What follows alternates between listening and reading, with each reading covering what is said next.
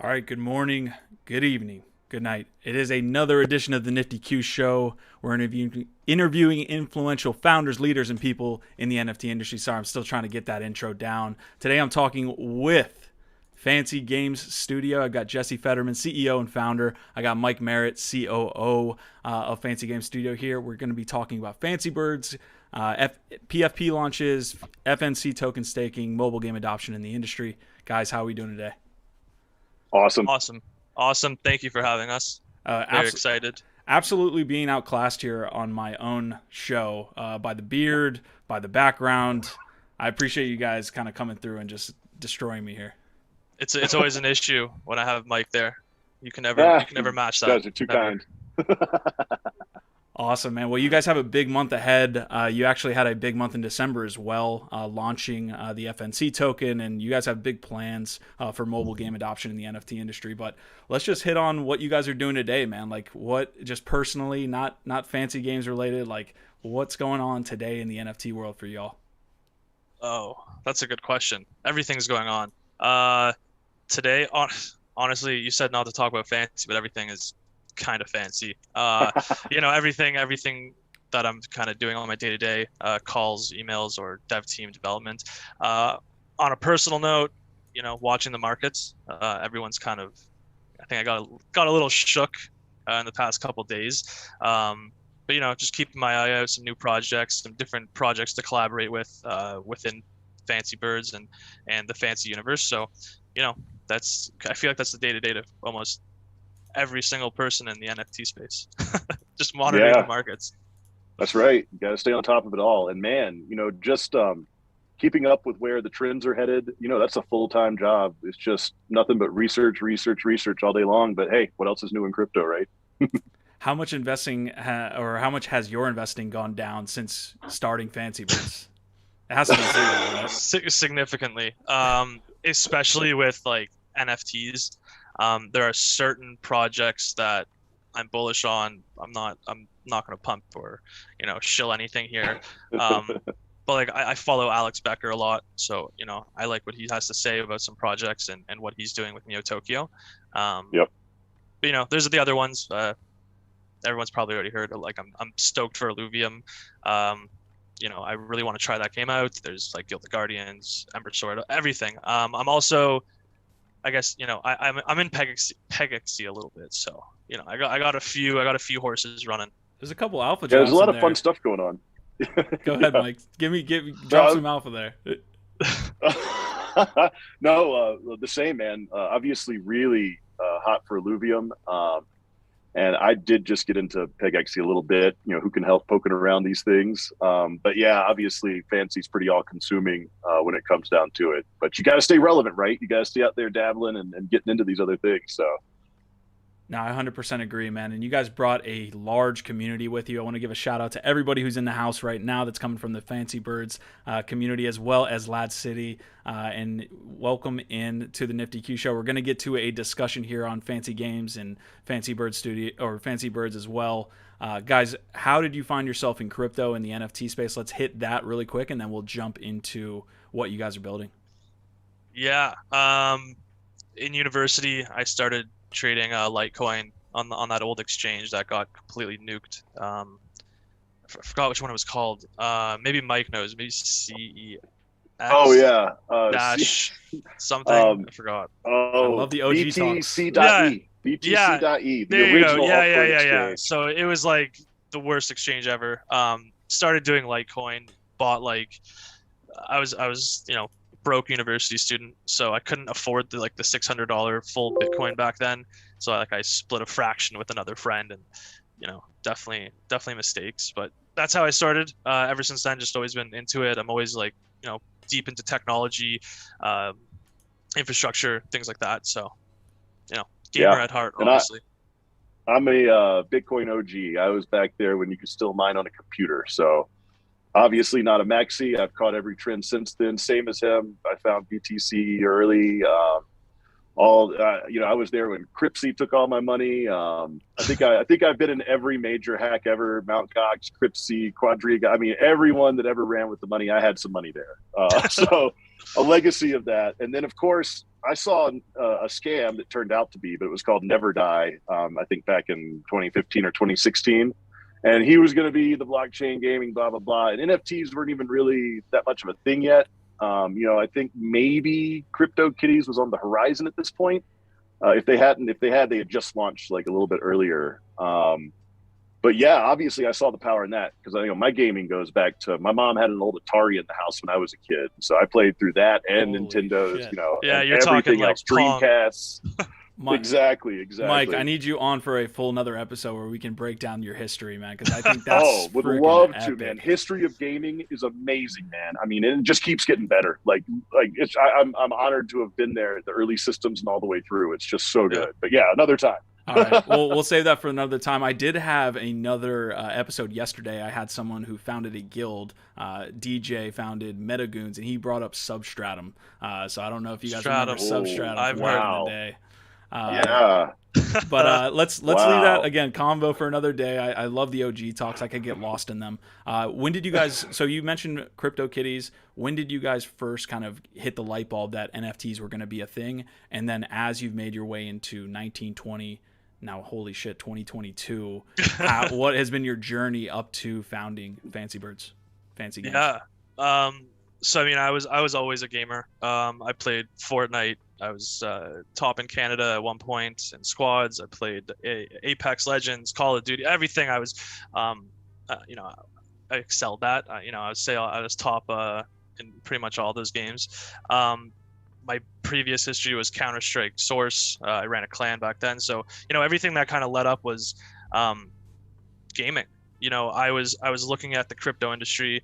One of my close buddies, was talking about Engine a while back, which is a platform for NFT games. And at this point, I wasn't looking at OpenSea. I didn't even really know what an NFT was. I understood it, but I didn't know what Bored Apes were. I didn't know what this was. And this is when they were obviously like very cheap and it was all new. So instead of taking the profile picture route into the NFT space, I took the gaming route. So I started, looking at some different games coming out, different developers, what is going on, like what is the landscape. And it ultimately led me to a game on Engine called Lost Relics. Lost Relics is Diablo dungeon type game.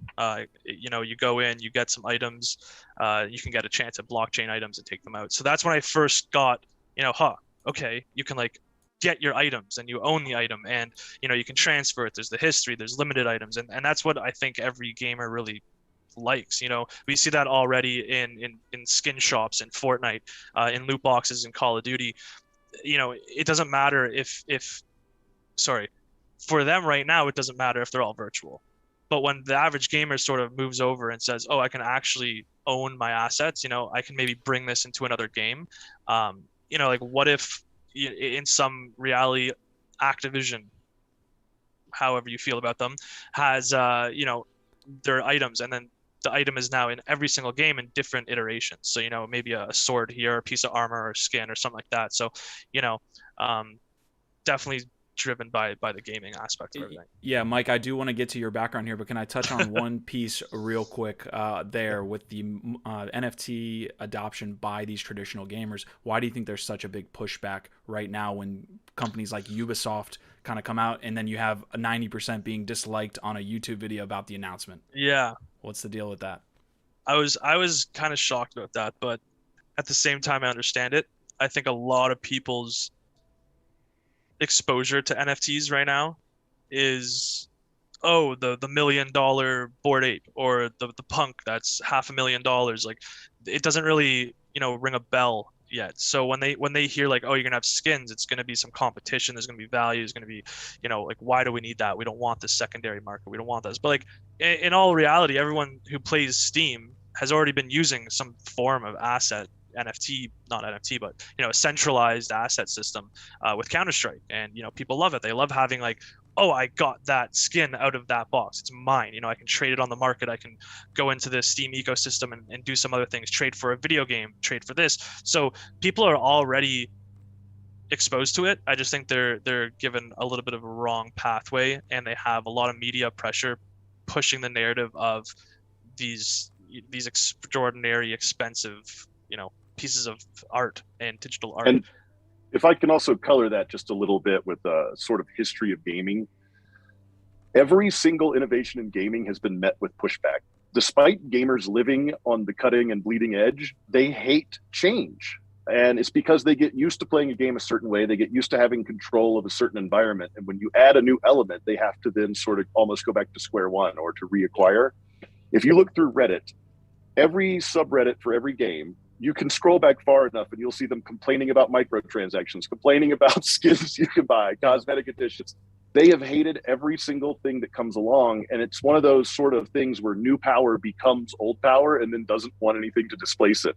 These guys already have their skins. They already have their championships. They don't want to have to go compete again and get a trophy on an NFT, right?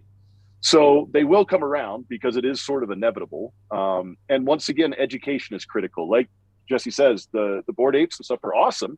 I think it's a clever way of organizing and creating a group. But the negative is people just don't understand that. You know, why do I want this ape? Well, maybe you don't, right? But to them, you know, it's just this artwork, it's overpriced.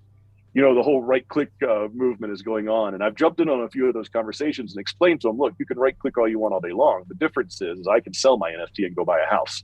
You know, I can use my NFT and play in a game, right? I can use my NFT to claim other things. That's why you can't right-click it. You know what I mean? Yeah. Instead of having, you know, some sort of sunk cost into these games by just purchasing skins and whatever add-ons, like it gives you the opportunity to move out and maybe make some sort of profit from your time. I think there's an important step-off point that we could take with this conversation here into this episode. But Mike, I do want to get your background here. You mentioned it really, briefly that you've been playing games all the way back to Atari. But how did you find yourself kind of finding NFTs and then into 2022? I actually was with the proto NFTs, Rare Pepes, which was the original, not the last one you saw, Incarnation, but there was a Rare Pepes, and it was actually on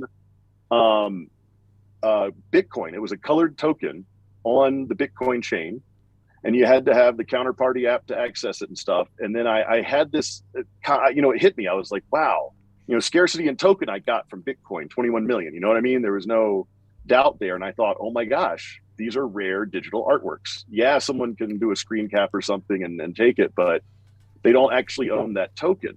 And then I had actually been exploring this right before CryptoKitties hit, and we had a project, me and our other partner who's not here today, but it was called Rare Breeds. The website in its mess may still be up somewhere out there. I don't remember if I ever canceled it or not, but our idea was these really awesome, we hired these 3D artists. We were making these cryptozoological pets, and you were going to be able to take them into other video games eventually. The whole narrative you're hearing now, we had laid out, and CryptoKitties came out that Thursday and broke the Ethereum network. And at that point, I think the NFTs left kind of, I think I had maybe an emotional reaction, a little bit of a sour taste. And so I just went back to what I knew, and I went back to the shit coins. And now, I finally got the nerve to face it again. I was like, okay, the more mature market, there's more out there. We've seen some prizes and some failures and some successes.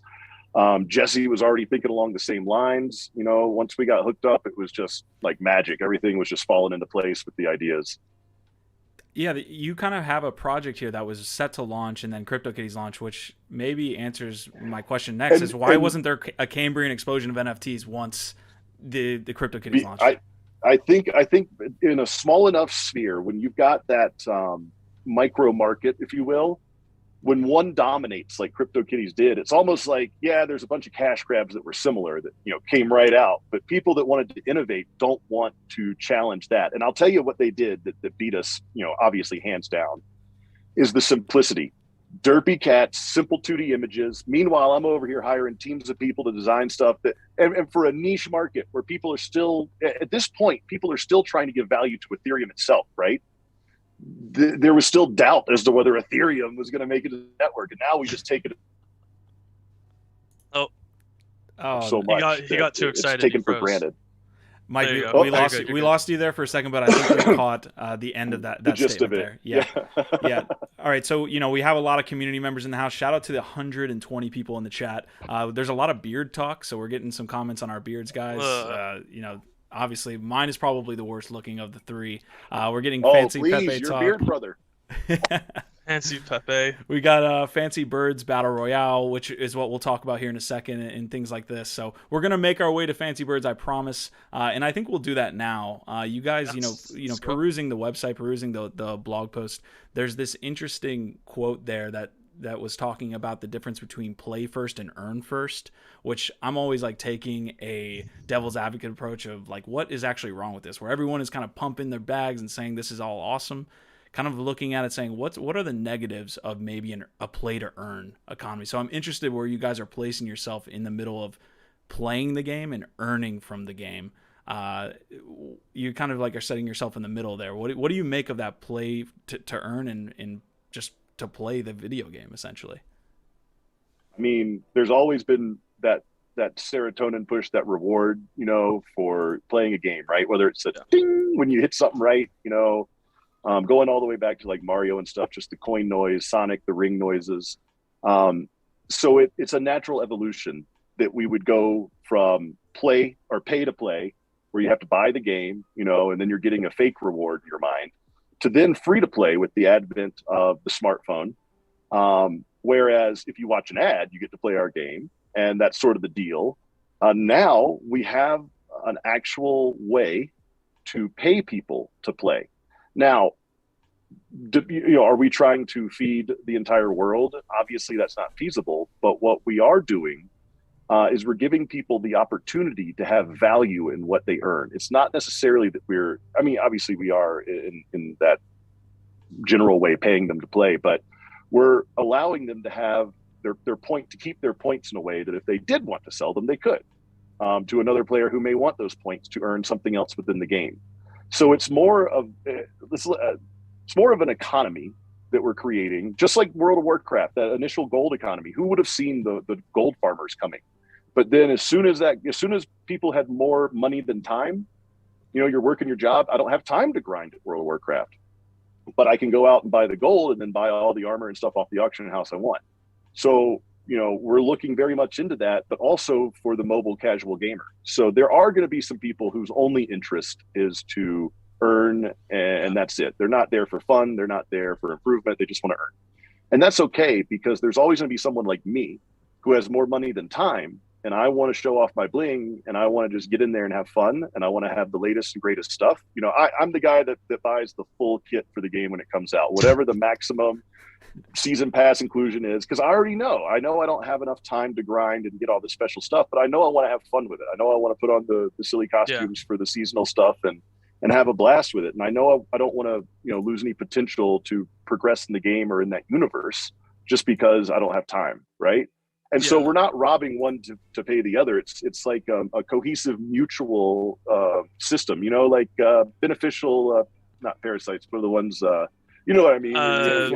Everyone like our gut bacteria helps us, right? It's a different entity. It's doing its own thing and living its own life, but it helps us digest food. Who's the gut bacteria in this analogy? Is it the user? Is it the platform? I suppose I don't know. That might not be the most apt analogy, but yeah, there's multiple people with multiple symbiotic relationships. Working at this. Thank you, symbiology. Yeah. Thank you. So symbiotic relationships. Biology. That's what we've got. We've got people with different goals that can help each other, right? Because I'm going to be a token buyer. I'm going to be a skin buyer, whereas other people are going to be playing to earn those skins to sell them to me, right? Mm-hmm. And it works. It's a beautiful thing, as long as the game itself is successful and has an audience. Yeah, and I mean, just to cut in there, where we stand, is it more play or more earn? We want to engage the play. We want the player to have fun. We want them to be engaged. There's going to be, a whole lore. We want, everything to kind of make sense. We don't want it to just be an exchange. We played, now I have the token or the skin, now I'm going to sell it. Like, obviously, like Mike said, there's going to be that market and that demographic. But if we, build out this layered system, where there's different attributes in breeding, there's things to take, there's limited edition items, there's events, there's tournaments, there's customization, there's stores, there's everything's interoperable with our whole ecosystem as it is. Like Mike said, we'll have those people who are going to want to purchase their time that they don't have from the other people, and there's going to be people who are hardcore gamers. Now that being said, we've seen in previous games, what happens if you just sort of give out a lump sum to the free play, not the free player, like the daily player. And it's not really skill based. So we're kind of leaning towards more of a skill based platform, at least in Fancy Birds, where you can get more rewards or a majority of rewards through being more skilled at the game. So you'll still be able to get those daily, tokens, do the quests, but we're not going to really incentivize it too much, because then it's going to actually have a negative impact on the economy. With the flip, with the dumping and Yeah. cashing out.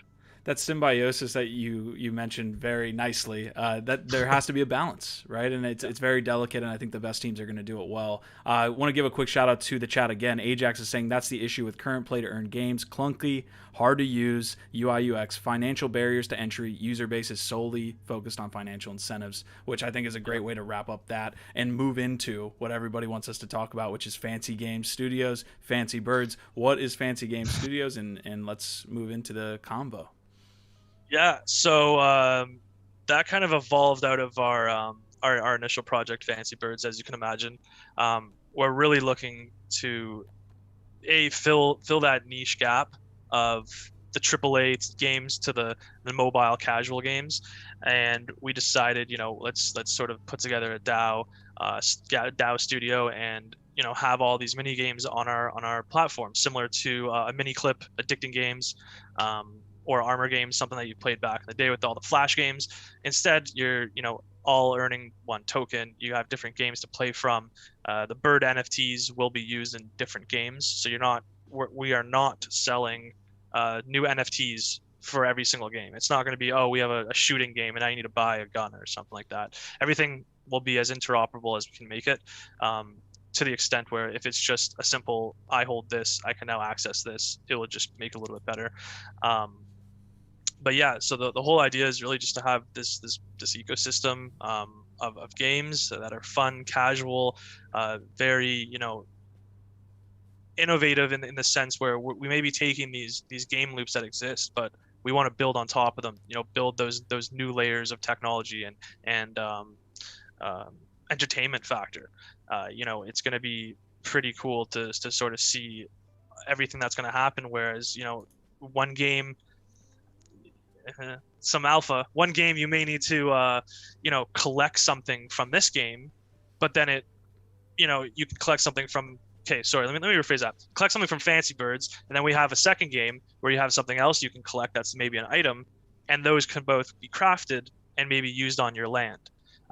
Or if you're playing a certain level on Fancy Birds, it may have a chance to drop some unique item that is used in another game or built and crafted. So there will be land in the future. That's not our priority. We're not just gonna put out a map and say buy our land. We don't want that.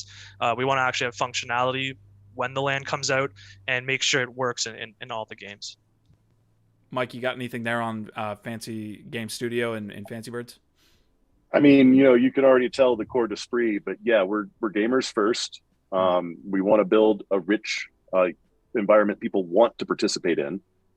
And yeah, I mean, there's going to be so many elements. What a lot of people, I think, are struggling with is either they're trying to make something entirely new, or they're trying to take old stuff and just bring it into blockchain somehow. What we're doing is we're taking things like proven game loops and we're using those as ingredients to build a completely new gaming environment, one that could not have existed before there was this level of decentralization and technology that we have now, thanks to the blockchain, thanks to NFTs, thanks to these communities, right? So we're really looking at a new way of looking at gaming. It's not as simple as, like you say, it's just not as simple as play to earn, all that. It's this new sort of machinery we've been gifted with that we can now make crazy new games with and crazy new styles of games that have never been possible before, because if there's no scarcity to the underlying material just our marketplace, if you think about the fact that like Jesse said, let's just say they're collecting twigs to make a nest through some of the games, there's going to be a twig market, right? We're going to have a twig market for virtual twigs or NFT twigs or something, and there will be people that participate in it. and that's something that you never really could have seen coming. Just like with World of Warcraft and the Gold Farmers, who would have guessed that was just going to happen like it did? But now we've got the groundwork laid. You got something there, Jesse? I was just gonna add on like just a quick point about sort of existing play to earn games. A lot of them seem to sort of miss the key factor for free to play games, which was the battle passes and things like that. And that's something else that we're planning to incorporate. So some players can earn through the battle pass some customization options and maybe one NFT. Whereas if you purchase the battle pass or hold a Genesis bird, you'll be able to go through it and move through it. Yeah, I want to dive in deep to these details, but specifically as like a mobile game, you guys you're targeting mobile games specifically, at least. Yep. That's a little bit different than what we're seeing in the NFT space right now, which is very desktop based, browser based. You have the Illuviums, the Star Atlases that have these long term visions where the game might come out, even in Star Atlas's case, maybe 2 years is some of the roadmaps. So there's a fundamental difference there that you guys are attacking. What are the advantages and disadvantages of going the mobile route as opposed to maybe the desktop route and like that larger, I guess, like Unreal Engine type game? So yeah, that's a great point, and that kind of leads back to how everything started. We saw a lot of these studios do attempt the AAA 3D MMO RPG World of Warcraft killer X7, and someone will. Again, I'm gonna go back. I'm bullish on Illuvium. I think it looks great. It's some team fight tactics mixed with open world RPG elements. I'm all game for that. But there isn't a lot of people aiming for the mobile gamers. Like no one's going to be not no one. A lot of people won't have the time to sit in and sink 6-7 hours into an RPG if they're not a hardcore gamer just to earn something, right? Or get a reward. Whereas the casual player more or less wants to sort of just get in, get out, earn a little bit and have fun. So, with us, I'd say being a low fidelity ecosystem and studio is, some of the benefits obviously is our development time. We don't have to wait years and years and years to develop a second game. We don't need to go through as many patches and trials and things like that. We're sort of straight cut and straightforward. Whereas, these other AAA studios, they could have some game coming out and then the next game's not going to come out for 2.5-3 years, which is not bad, right? If that's their model, like if they're going to build that huge world that's 3D and AAA high fidelity, that's fine because they're going to branch off of that, and people don't expect the game to just come out. A new game coming out right away. Now, the disadvantages, I'd say, to maybe low fidelity games where, we don't know our game cycles, right? Whereas if you have an RPG, a full-fledged RPG, that cycles at least, people are going to be engaged for 2-3 years, probably. Whereas, people may find interest in a mobile game that we launch, and 2 years or a year or 6 months down the road, people are like, well, where's the next game? You guys are, you don't have to take that time to develop. Where's the next game? We don't know really when it's going to drop off. So we've planned for that, obviously. We already have our second game in development and plans for a third and a grandiose fourth type platformer. I'll put there. Mike, anything to add there? No, Jesse summed that up pretty well. Okay. We're on it. Awesome.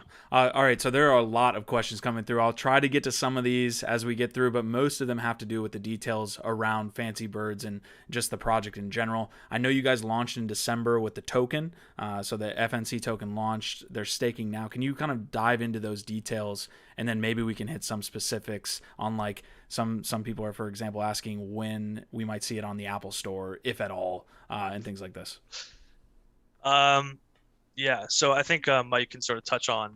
We'll go through the Apple and the platform, Android, things like that, the app section of things, and touch on the staking there. Yeah. So to just hit on the mobile stuff first, I know that's very interesting to everyone. Our Android app's already in development. Of course, that'll be something we sideload at first as Clarity, works itself out for crypto everywhere. Apple is getting very interesting, as I'm sure people have been following along. They're starting to experiment and consider cryptos in their wallet and some other stuff. So far, there's a few ways to approach Apple if we want to get an app on their store officially. There's a few projects that have had some successful ones. They've essentially managed to come up with, I guess what you'd call a dummy token, a different token that's awarded in the app game that can then be used kind of like as a gift card to purchase on-chain tokens. There's been, as I say, it's not always about the money in this. There's other resources in games. There's all kinds of assets, ammunition, energy, whatever you want to call it. So there are other ways to award value. On top of that, there's also the game launcher setup where basically, people could browse the library of fancy games through the app in the App Store, but it might launch the MetaMask browser to get them actually playing any of the games, or, until there's, once again, everyone needs to remember that this stuff could change in a matter of days or months, right? Like there could be an announcement coming or a change in clarification to their terms and service that comes at any point. But the important thing I think to know right now is that Fancy Birds will be playable through the MetaMask browser immediately for all mobile units, as well as desktop. So even though, we definitely want to aim for the mobile, we are certainly not cutting off anyone from playing from, their PC or whatever. And then as far as some token details, we're going with a capped model. So we've got 1 billion FNC tokens, and that's it. There'll be some burn mechanisms built in. There'll be a vault, a treasury, of course, where FNC that's taken in can be distributed back to stakers. There's liquidity incentives. It's all the basic stuff you would expect in a blockchain or DeFi project, but that's all there to service the game. Of course, we don't. We're not trying to revolutionize DeFi. We want to make really engaging games, and we want to have the support system in place for those games to be successful. So I don't know if there's any other details people are looking for within the economy. I'm happy to address them, but as I've said, it's going to be something that's ever evolving. So I might need a little steering on that one. No, I definitely want to hit the questions as we go forward. Just from the game portion as well, everybody knows the success of Flappy Birds back in early 2000s. I think I'm not much of a mobile gamer myself, but I'm work with me here. What does the game actually look like from the user's perspective? I go in and I'm playing a Flappy Birds S game, and I'm earning tokens that I can then use in your economy. So first let me just backtrack a little bit so everyone knows something about Fancy Birds that people might not. I know there's a lot of new gamers, a lot of people that are a lot younger than me. But Flappy Birds itself, the reason it was so addictive is it was actually based on a game mechanic from the old Super Mario. And it says underwater, when he's swimming, you swim up, and then you can't touch the spiky things.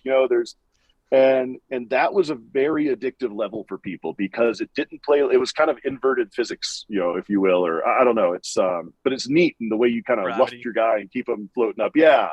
And so they took that and applied it. And then of course, what we've done is we've decided to give a lot more lore to that mechanic. We've decided to, have our birds, designed differently.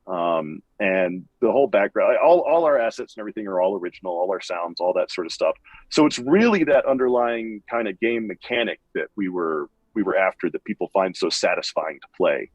And so, it's going to be mastering that skill is going to earn you through the tournaments, earn you through the daily quests and missions, and even a little just for getting through the course successfully.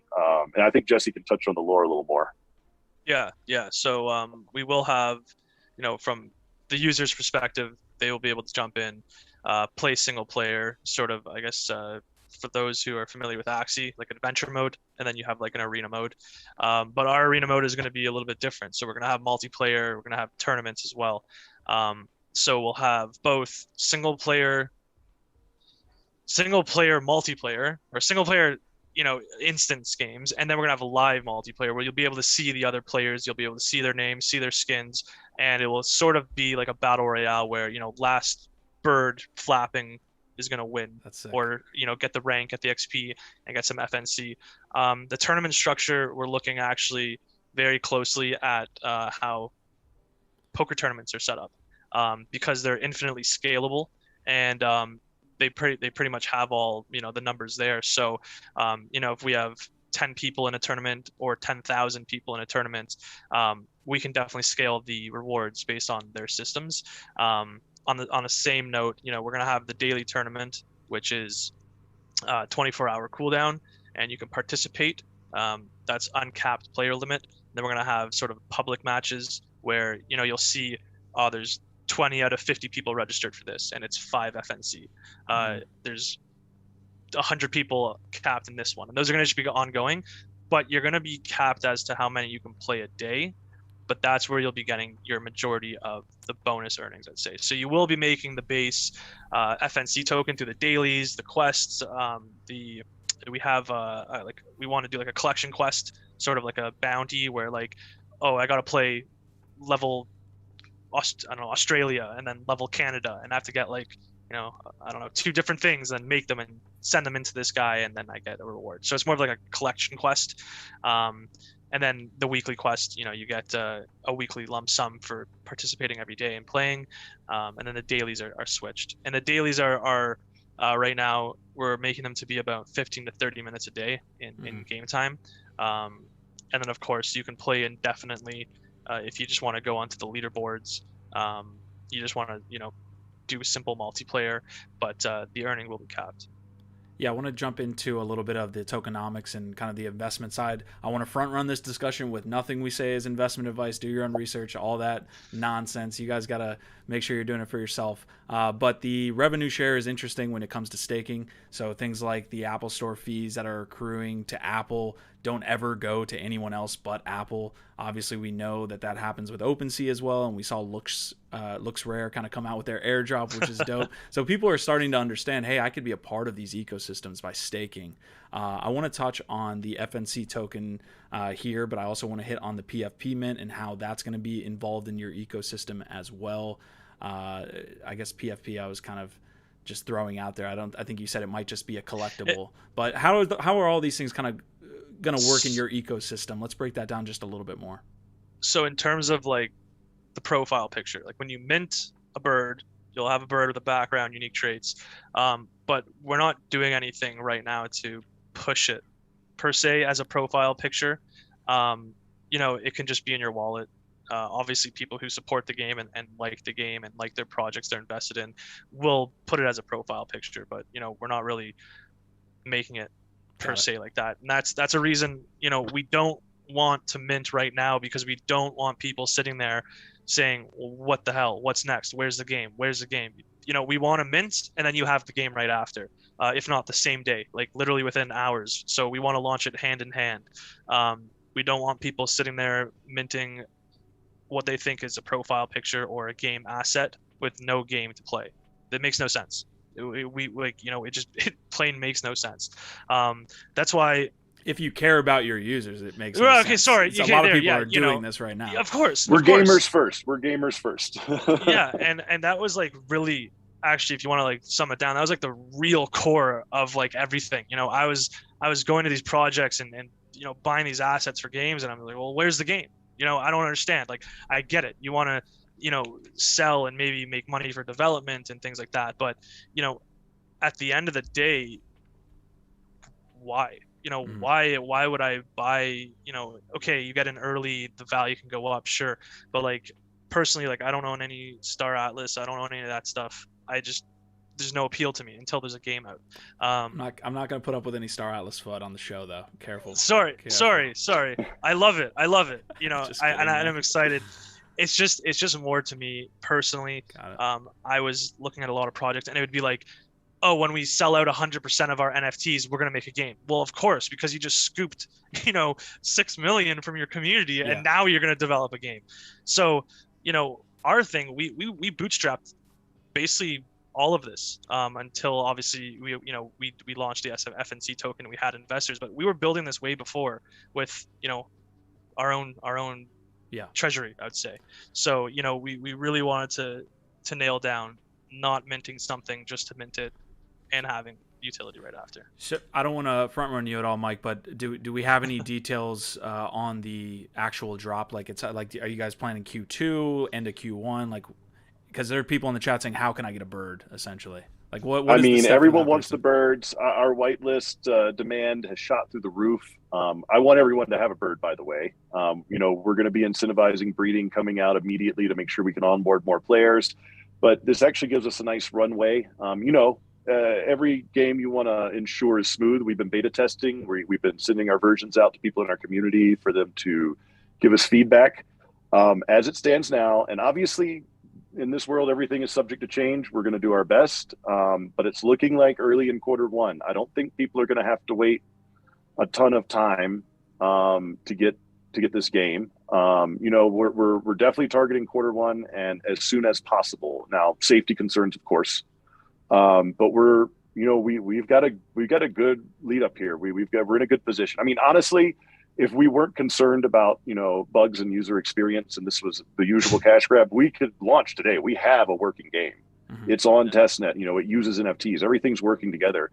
We're refining it because we don't just want a cash grab. We want a game that's going to retain people and also get their craving going for more of these types of games. We want to make a universe out of this where you don't just play flat, the fancy birds. You're going to jump in to the next game mechanic, but then you're going to bring some of that materials back to the Fancy Birds universe, right? So it's just going to keep moving through, kind of like the lands, in the RPGs. You always end up going back by the first lands because you got to drop something off over there.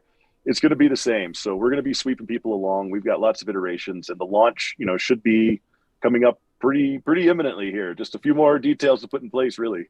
Yeah, in the meantime, people can get whitelist spots. You guys are doing this in a various amount of ways, one of which we might do right now, which is like a trivia question. And I kind of want to, Jesse, you do what you want with the whitelist spots, of course, but I think a cool trivia question would be having like Mike think of an old school gaming trivia question, if he can think about it throughout the course of the episode. But we could drop some whitelist spots. You let me know how we want to run it. We're hanging out here on the show. Sure. We're pretty simple. I don't know. You want to think of a question, Mike? I do want to. Yeah, I'll think of something. I want to address wires, traits. Will it be traits that affect performance in game? Will those be enabled during tournaments? Pay to win. So yeah, we don't want pay to win at all. That's not our goal. There's no traits that will make you faster or anything. All the hitboxes are exactly the same on all the birds. There's no mechanic or trait that will make you better. We do have some traits that will enable you to earn more. That's through like the mutation on the breeding side of things. And in the future, we may have some things, but nothing will affect Fancy Birds the game, but maybe the future games. Gotcha. Okay, well, Mike, I'm going to let you think of that question here, and I'm going to kind of shill our network a little bit. Guys, we have NFT content all week long, all different types of creators. Our community has the LADZ token that signifies your rank in our Discord and all these different things. So I'm actually going to work with Jesse after this call here to get our nobles, who are the highest ranking citizens of LADZ City, access to that whitelist, hopefully. So no promises, but we will be talking after the show. So shout out to the nobles. See what we can do. Yeah. See what we can do. OVOT. Yeah, sorry, I'm just sort of going through the chat as we talk. Quick question here. What blockchain and that you guys are planning on launching here? Is it Ethereum? Is it Polygon? What blockchain are we working with? Mike, it will be a layer 2. We haven't announced that officially yet, and I don't want to get ahead of our engineering team. We know what's going on. We just need to make it official. There's a few more political pieces to put in place on that one, if you will. But yes, it's going to be layer 2. Gas is not going to kill people. There's not going to be nightmares. Also, we're not doing the FOMO mint thing, so no one's going to have to worry about being there the second it launch. We're going to make sure that the people who are interested in this game and its universe are going to have access. So get in our Discord, please. If you're not already, if you want to get access to birds and don't want crazy dealings with mints and stuff, just go ahead and get in there and let's start talking. I'm getting some immutable X comments here in the chat, and if I was a betting man, I might go that way just based on your partnerships. I think we mentioned so we went through the history. We went through a little bit of a bunch of things. So, we were looking at I think it was not what was it? Phantom. We were looking at Phantom first. Okay. That was early. I think we had sub like 500 people in the Discord, and then we moved over. That wouldn't work out, so we were looking at Immutable. So we mentioned some things about Immutable. I'm just going to say that we are looking at all layer twos, and the reason why is because some of these solutions are not ready for what we need. Mm-hmm. So take that as you will, but we will make a firm announcement. It will be layer 2, so that's no worries on that part. We're making, Mike, jump in whenever you like as well. I don't want to like throw you off with the trivia questions at all. Like, no, it's fine. We can go another route with that. There's a question I kind of want to ask here. We did have a Ronin comment, which is interesting. Axie Infinity, of course, that's their blockchain. I'm interested in y'all's take on this. Obviously, you don't want to get into the humdrum of creating your own blockchain, but what about the composability of having community members build within the Fancy Games studio? Is that something you guys are looking at, like, at all? Absolutely. Look, like when we said we wanted land to have a purpose, we wanted to have a purpose. We're not just selling empty space, and look, don't ever get us wrong. We love all the other projects in the space. We don't have any ill will. We're happy to learn from their experiences. We love it all. We just see saturation in some areas, and the availability of just land. I don't know if you guys remember Second Life, but it was a non-blockchain where you could buy land, Linden Lab dollars. It's still out there, believe it or not. It's still just cranking along. I'm pretty sure it's just for money laundering at this point, but hey, what are you going to do?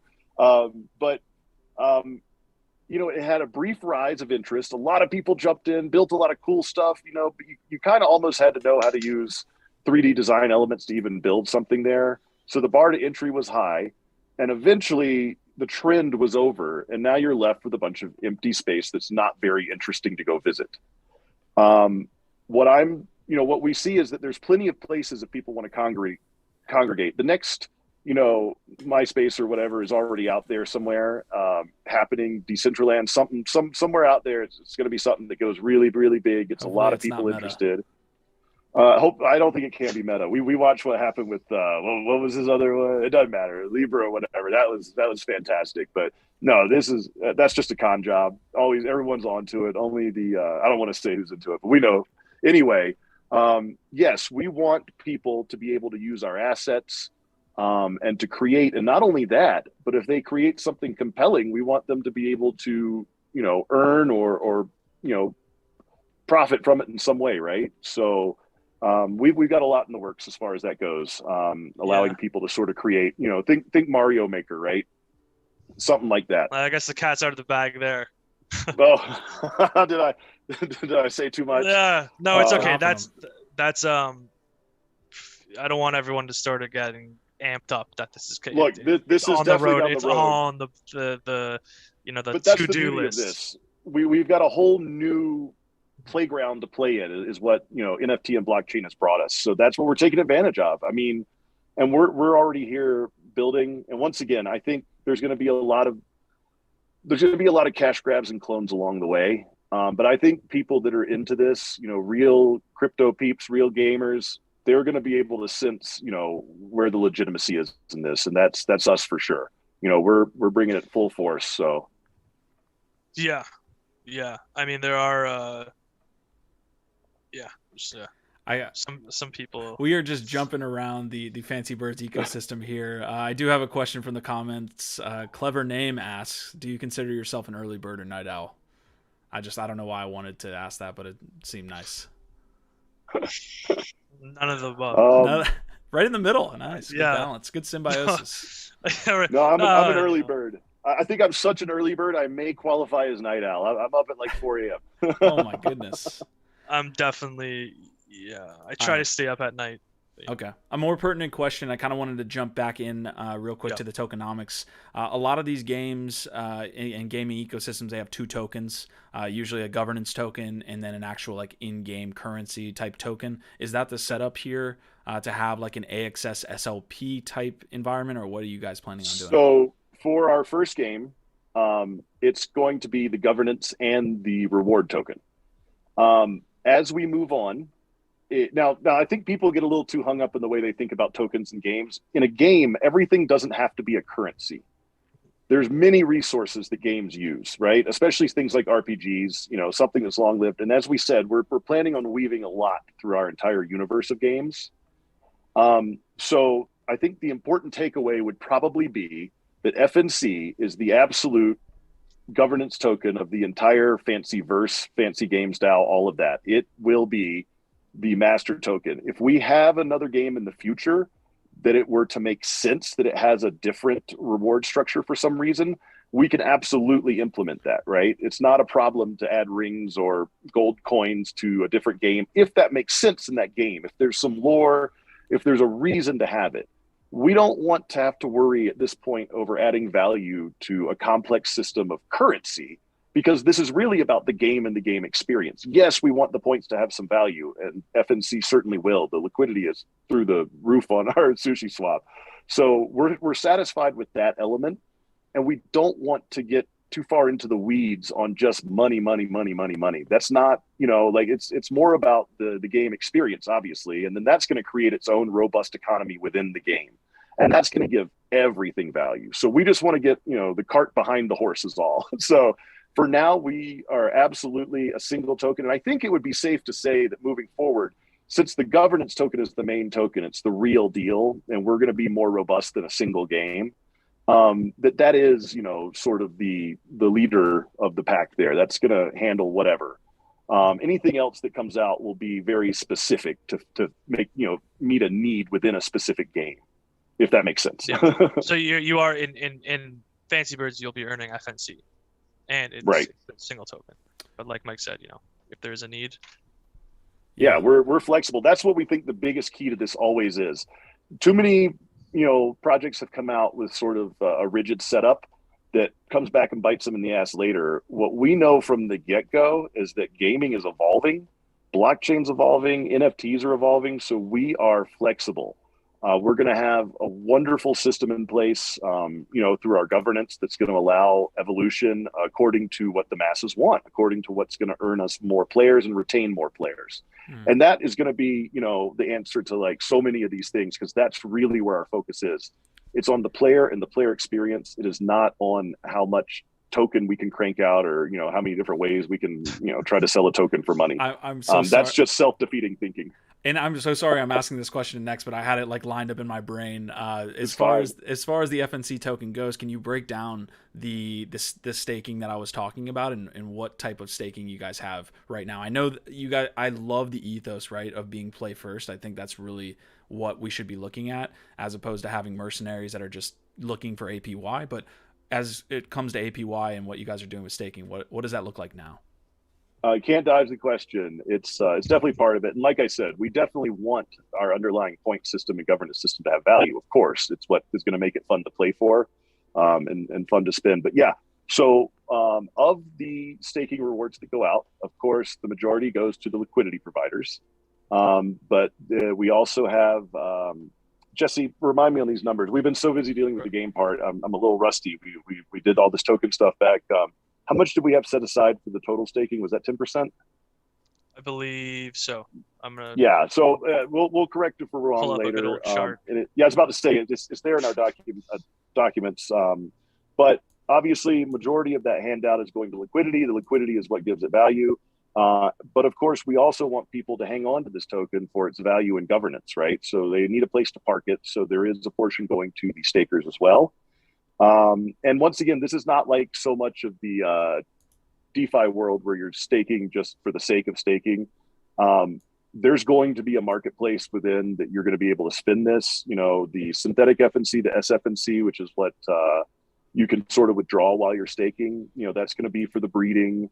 The votes are going to be assigned the same way, I believe. And once again, this is more of a question for the engineers. In the exact way it worked out in the code, but I believe more of the voting goes to the liquidity stakers, so they get I think 2-to-1 votes over the single coin stakers. But yeah, we definitely want to support the FNC token. I don't want anyone to get me wrong. It's just we're not here to just print money and sell it, I guess is the point. We're here to give purpose to that token. Yeah, I mean, we can go ahead and crank out a 24 by 24 map and sell land if that's what you guys want. But there's no point. The Fry meme. Everyone's out there and they're like, just do it. We're like, no, trust us, guys. It's going to be better if you let us make it good. yeah, exactly.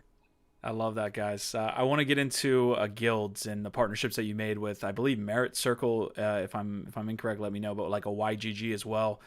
General conversation. What is the importance of guilds in the NFT gaming industry as you see them now? And then kind of break down those partnerships that you made with Merit Circle and YGG and some other guilds that you might have partnered with.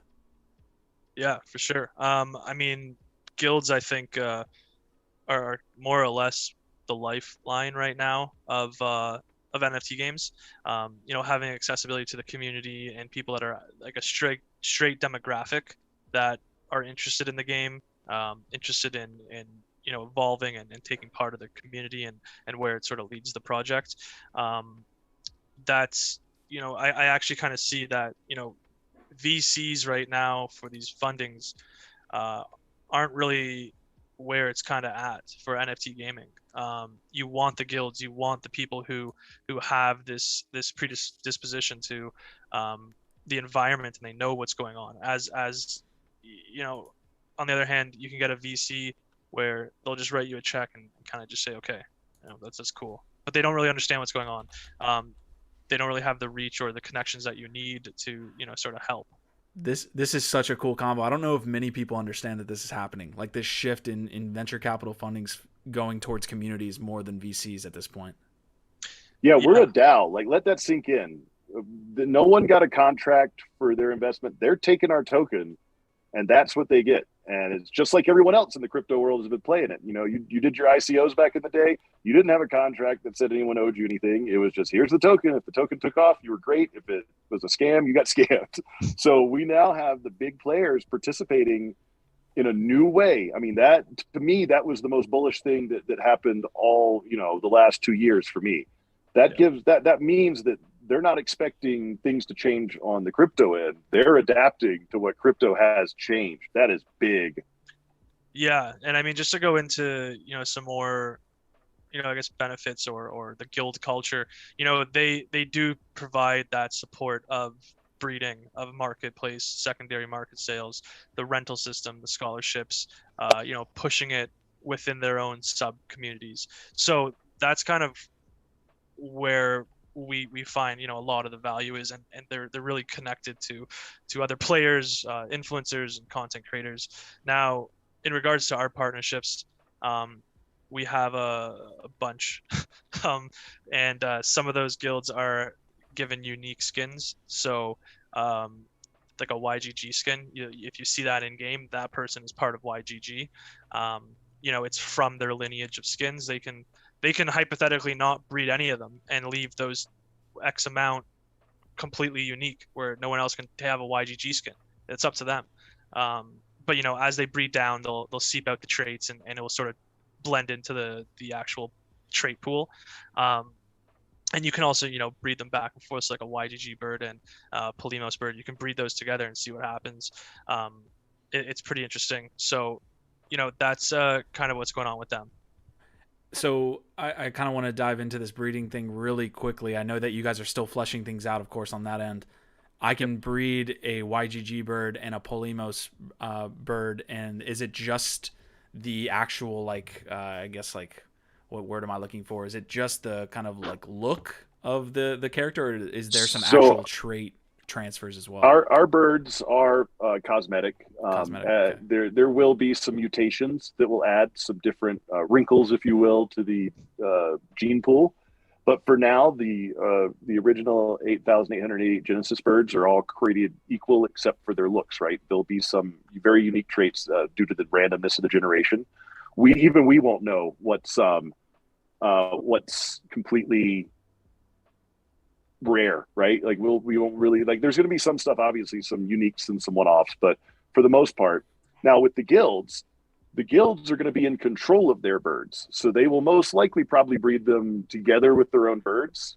So I don't know how much opportunity for cross pollination with the guilds there'll be. If they link up and I guess do some sort of a collab, then we'll have to see That what is sort of dope. cool birds might exist. But yeah, and they'll decide if they want to sell those birds. So if you know, however many birds they have, if they take say a merit circle bird and a merit circle bird and breed them together, they're going to come out with merit circle traits, at least somewhat. Is it like a Oh, go female ahead. male thing? Like, well, who gets the actual bird? Like a YGG member and yeah, go ahead. Sorry. No, so we haven't done sexes. You're just going to take a couple of birds, give them some time. We are going, so it's not going to be Some more than others. breeding version one, but we're going to try to set it up so that people can trustlessly breed with other people. So there will be a door open to that. At first, you're going to need two birds if you want to breed. It doesn't matter, Yeah. you know, there's no sex, so you just need two birds and some time and some FNC token. Yeah, And then you'll be able to breed. Who gets the breeded bird? Like if two birds create So- one bird. Well, you would set that. you So get it to your wallet, yeah. no. So let's say I was putting mine up to breed, right? So I am putting my bird up to breed, whereas the person will pay me for that breed and get my traits into Got it. their offspring. So that kind of leads into also like our uniques. Some of them can be bred. So you know, if someone hits some all gold sparkly one, he or she may not want to breed it Got it. and just leave it a 101, right? But if you breed it out, you'll have a chance at those rare traits passing down and mix mashing. You know, CryptoKitties had a negative. I would say like if you bred something, it actually could only do that a certain amount of times. Is that planned in the future for you guys? So like if you do decide to breed, that there might be some thing that happens like a subsequent action. So only our gens right now are going to have like full breeding capabilities. Depending on our own onboarding needs, second gens may get like a one-off breeding opportunity. And then if we need further controls, it's going to be through breeding price in order to, because once again, rarity is not the end goal. We're not like trying to say that this is the singular most rare thing and that's why you want to hold it. We want people to successfully be able to play in our game universe. So we need to breed in order to onboard users. And in order to do that, we're going to, need to pay attention to our market of users and decide if breeding should be cheaper so that lots of people can breed at once. But to more detail, I believe right now, and once again, all subject to change, we're still talking to many, many experts on this to make sure we get, the most successful version we can coming out. But there will be a set number of times per month that the Genesis birds can breed. So it's not going to be, as fast as you can. There's going to be a limit. Yeah. So the only way that you could play Fancy Birds is through owning the NFT? The only way to fully participate with breeding throughout the whole universe, you'll need an NFT. But for free to play, we are going to offer sort of shadow birds, something someone can use as a placeholder bird to get them involved into the universe. It's obviously not going to have the same earning capacity, but we'll have special tournaments for those guys. So there'll be prize bundles people can get involved in. We're definitely going to target them, make sure there's some excitement while still protecting the overall economy. Yeah, and I mean, just to go with that, you don't technically need a bird because we're gonna have a rental system and things like that. So you That's true. Similar to I guess Axie, like you don't need an Axie to play, but someone does. And on top of that, we are looking at, like Mike said, at free to play modes and utility and how that would work. So we can always keep our Genesis set and the first party birds, up there, and then the free to play, like I said, it may not be an NFT bird. They may not be able to earn. They won't be able to breed. They may just be able to play tournaments and participate in multiplayer leaderboards. Something very basic. But we're keeping that in the back of our head. Because obviously if the adoption rate skyrockets, we're going to need some sort of fail-safe plan. So there's that. Also people buying birds from the stores. We're going to have skins and birds. So they buy a bird, they'll be able to sell it on the market with their FNC. So there's a little bit of, the main faucet for onboarding is breeding, but there'll be little trickles from other things. I'm so fascinated with this discussion. I don't want to get down too far a rabbit hole, but I told you at the beginning of the episode, I'm always looking for like devil's advocate, and I could see where these games that are reliant on NFTs, I could as a competitor come in and sweep up some assets and like affect the adoption of that game almost in a way. It's a rabbit hole discussion, but No. Yes, It's I an mean, interesting attack vector, but we're always thinking about that stuff. yeah. yeah. So no, we're not too concerned. Okay. You know, we're thinking about everything. Pretty much, you know, our team's great, and I'm sure we're honestly just you guys got it excited. handled. Yeah, I love it. Well, I mean, what we did is we went to the guilds, and we're like we say, we're not just our mint's not open to just anyone to come in and wail on us. You've got to come and participate. You know, you got to get a whitelist.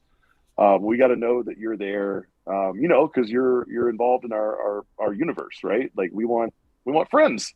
We want friends to play. Love that. Love that. Guys, we absolutely laid it down for this podcast. Jack Forth is saying, very informative podcast, guys, even more bullish on the project. Tyranitar saying, thank you for the podcast. Fancy Beards. There's some others. Joao, I believe, said that this was an awesome podcast. So thank you guys for tuning in. We're having a great time here. I think we'll wrap up here shortly. We're at about an hour. Do we have potentially any processes? Yeah. Oh, we got some. Yeah. Let's go. Let's see here. I got a couple for you actually. Let's do 2 trivia questions because I like them. Okay, first one's to answer. So first one's to answer. Going back to my original, I used to stand in the Pizza Hut playing this all day long. In the game of Pac-Man, what was the name of the orange ghost? Okay, we'll wait on that one. We'll see who comes in first, and what's the second one now? That's a really good question. The second one is just because I love consoles and I grew up around them. What's the best-selling video game console of all time? It's a pretty surprising answer for me. Okay. All right. Those are 2 great questions. I don't know if you have the comments here in front of you, Mike, but I don't even know the answer to those. So Tyranitar says Clyde.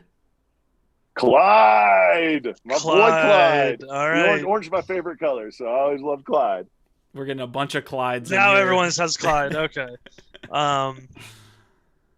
Yeah, we could do that. So Clyde was the answer. I know Tyranitar is I know he you know, he does our marbles.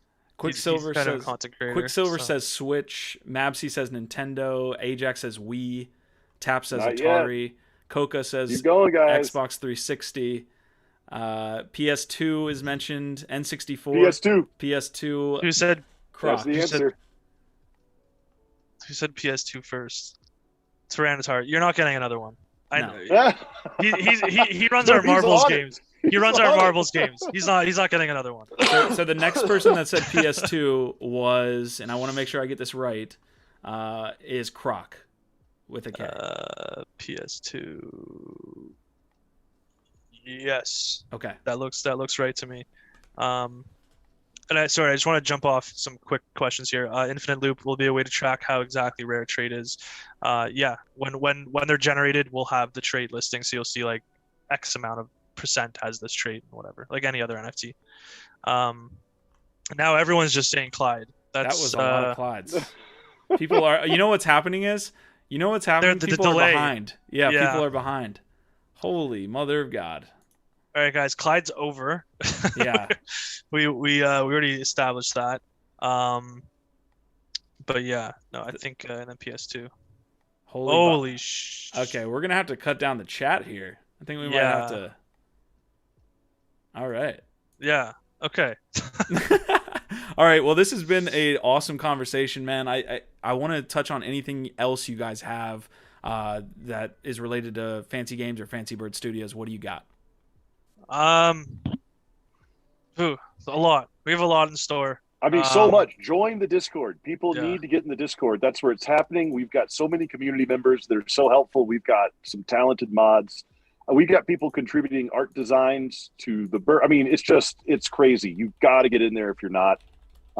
It's just a wholly supportive community. And as someone who's been through every kind of crypto tribe and community that's been out there, I have to say, you know, there's zero toxicity. It is just so awesome to have such a great bunch of fancy fellows with us. Our fanciest friends, you know, are up for whitelist spots, of course, early access to beta, start playing, you know, and be part of the evolution, right? Like we're very responsive to our user base.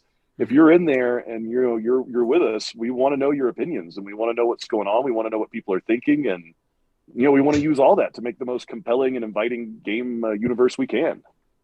Love that breakdown. Jesse, I'm going to let you finish up here so that we can battle the bots here. Yeah, I can see the Clyde army. You summon a Clyde army. You know, we have a lot planned. We have events and mini games and things for whitelist spots. We want people who are in our community to get these spots. You know, we have everything in development. We're pushing to launch, and you know, we can't wait to show you guys the completed project. Awesome. All right. Well, this is Fancy Birds, guys. Thank you so much for tuning into the Nifty Q show here. We're going to wave goodbye. We'll see you next week. And thank you guys, Jesse, Mike, you guys absolutely killed it. You're Great a fantastic host, by the way. You killed it. Amazing. Thank you. Bearded podcast. We're going to have to do a number 2 soon. Beard Crew. Thank you. We'll bring them back. Thanks.